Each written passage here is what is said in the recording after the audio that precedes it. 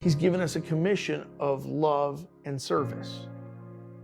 And that he even said, you're going to know my disciples what? By their authority, by their biblical knowledge. No. By their love. By their love. Their ability to demonstrate love. And not love like the world loves, but love like the Father and the Son and the Holy Spirit love.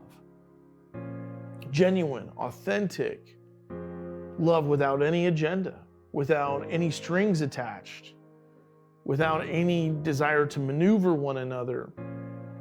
You know, it's not love when you go, okay, well, I'm going to do this for you, but with an expectation you're going to do this for me. That's not love. That's the will to power. That's flesh. That's manipulation. So this again, it's even the discernment between that mindset and the mindset of heaven.